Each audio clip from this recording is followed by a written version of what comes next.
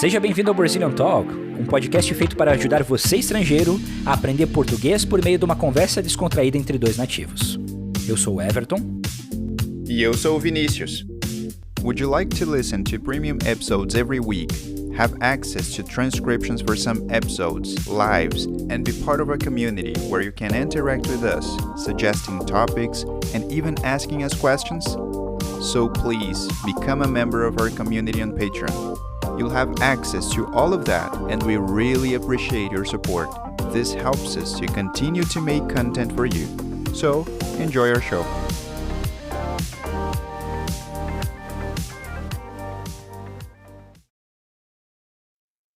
Beleza, bom dia, boa tarde ou boa noite, dependendo de onde você está. O Brazilian Talk agora dessa semana tem início. Vinícius, e aí? Qual a boa? Tudo tranquilo por aqui, Everton. Aproveitando o verão no Brasil, aqui no Hemisfério Sul. E você, como é que estão as coisas por aí? Aqui tá tudo bem, tudo tranquilo. Hoje nós vamos falar de uma expressão interessante, né? Mãos abanando. Alguns falam estar de mãos abanando, outros falam ficar de mãos abanando. Então, é uma expressão que tem uma certa flexibilidade, não é verdade? Eu concordo, é verdade. Consigo pensar nela usando 3 verbos diferentes. Estar de mãos abanando, ficar de mãos abanando e chegar de mãos abanando, que teriam um significado um pouquinho diferente. Que é uma cachorrada, né? Bem forte, chegar de mãos abanando, né? Pode ser bastante constrangedor. Somente numa festa, né? Exatamente. Beleza, e se a gente pensar, você como falante nativo da língua portuguesa, brasileiro, o que lhe vem à mente quando alguém usa a expressão mãos abanando? Eu posso explicar usando cada verbo, porque para mim tem Claro. uma pequena, uma sutil diferença. Sinta-se à vontade, sinta-se o dono do podcast. Tá, vou me sentir. Estar de mãos abanando. Para mim, essa passa a ideia de uma pessoa que não está fazendo nada no momento. Para mim, né? Talvez você seja diferente para ti. Mas estar de mãos abanando, geralmente uma pessoa que no momento está ociosa, não está fazendo absolutamente nada, não está trabalhando. E geralmente é num contexto bem negativo, tem uma conotação negativa. Então, eu preciso de ajuda aqui, chamei o Everton não veio me ajudar e ele está ali de mãos abanando. Famoso vagal, né? Famoso vagal. Isso, exatamente. Aqui no Sul seria esse o equivalente. Ficar de mãos abanando, para mim, passa a ideia de você não conseguir o que você queria conseguir, o seu objetivo. Então, você fez esforço, mas, por fim, você ficou de mãos abanando. Ou seja, você não conseguiu o que você queria. Segura isso aí. Boa, só vou contribuir com um exemplo, porque essa é muito boa para os nossos ouvintes. Segura a tua ideia, para continuar depois com o terceiro verbo. Um exemplo de ficamos de mãos abanando é quando a gente ouve entrevistas de esportistas que se esforçaram muito, mas no final das contas, no final da temporada, ficamos de mãos abanando. Ou seja, saíram sem prêmio nenhum, sem título nenhum, apesar de ter se esforçado. Desculpa, Vini, pode complementar. Não, perfeito. Realmente, excelente exemplo. Então, esse para mim é o sentido de ficar de mãos abanando, realmente. E o último é chegar de mãos abanando, que a gente mencionou antes. E esse passa a ideia de você chegar num evento ou numa festa e você não levar nada com você. Então, por exemplo, se você vai para um jantar ou um almoço na casa de um amigo, você chega de mãos abanando quando você não leva nenhuma comida, né? Nenhuma bebida. Ou se é num outro tipo de festa, você não levou nenhum presente. Então, chegar de mãos abanando seria chegar de mãos vazias, né? Então, num sentido bem negativo, você deveria ter levado algo e você não levou. Sim, é uma situação complicada. Então, podemos resumir, que essa expressão, com esses 3 verbos, 2 conotações são positivas, 2 são negativas e uma é positiva, correto?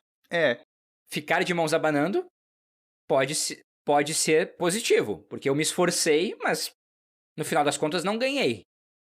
tal como o esportista. Eu ainda acho que seria negativo porque você não conseguiu o seu objetivo, então é um pouco frustrante, mas realmente... Mas ela pode ter se esforçado para isso. Exato, mas existe essa ideia do esforço, é verdade. As outras duas já são... Você não se esforçou? Nas outras duas. Então, para mim, eu vejo como duas negativas e uma que pode ser negativa também, mas pode ser positivo também, né? Sim, sim, é interessante, não tinha pensado desse jeito, é verdade. Estar de mãos abanando e chegar de mãos abanando parece que transmite a ideia de que você realmente não fez esforço nenhum. E ficar de mãos abanando parece que você se esforçou, mas não conseguiu. Então, Exato. não é tanto culpa sua, não é? Uma circunstância, né? Exato. Uhum. E falando sobre a respeito do uso, né? Se é negativo, se é positivo. Agora que a gente trocou essa ideia, né? Abriu o leque. O que você acha? Que é negativa? Positiva?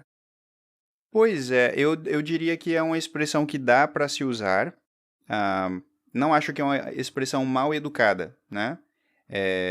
Como nós falamos, elas têm esses significados. Então, os significados, talvez você vai precisar tomar cuidado com os significados, né? Mas não com a expressão em si.